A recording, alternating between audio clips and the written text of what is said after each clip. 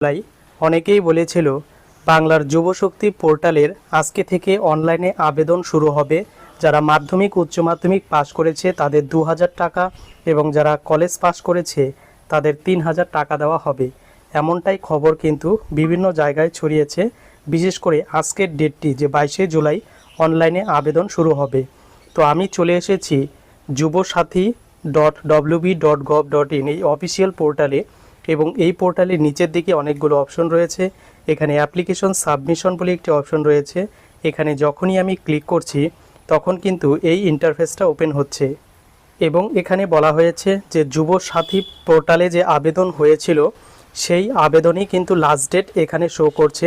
বর্তমানে কোনো রকম আপডেট এই বাংলার যুবশক্তি ভরসা কার্ডের জন্য দেওয়া হয়নি।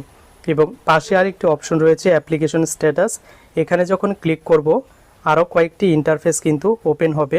তো এখানেও কিন্তু অপশন রয়েছে যে অ্যাপ্লাই অনলাইন। এখানে যখনই ক্লিক করব তখনই কিন্তু এই একই যে পপ আপ উইন্ডো সেটা কিন্তু ওপেন হচ্ছে, অর্থাৎ বলা হচ্ছে অ্যাপ্লিকেশন সাবমিশন ক্লোজড। বর্তমানে অ্যাপ্লিকেশন আর করা যাচ্ছে না। অনেকেরই প্রশ্ন হতে পারে তাহলে 22শে জুলাই আবেদন কি সত্যি বলেছিল শুরু হবে? এর উত্তর হচ্ছে না।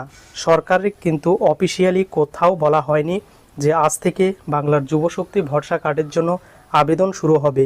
বিভিন্ন সোশ্যাল মিডিয়া থেকে এই খবরটি ছড়িয়েছিল যে 22শে জুলাই আবেদন শুরু হবে, কিন্তু অ্যাকচুয়ালি এটি সম্পূর্ণ ভুল তথ্য।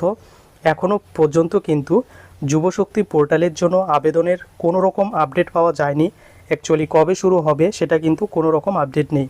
কিন্তু যেটা সবচেয়ে শিওর সেটা হচ্ছে অক্টোবর থেকে টাকা দেওয়া হবে, এটা কিন্তু অফিসিয়ালি বলা হয়েছে।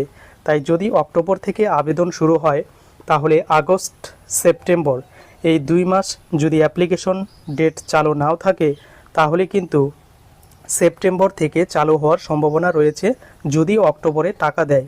এবং এর আবেদন সম্ভবত এবার কিন্তু অনলাইনে হতে চলেছে, অফলাইনে অন্নপূর্ণার মতো কিন্তু হয়তো আর সেই ভুল করবে না।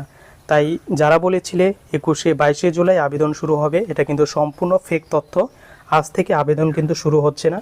তবে এই বিষয়ে নতুন আপডেট পেলে অবশ্যই ভিডিওতে শেয়ার করব।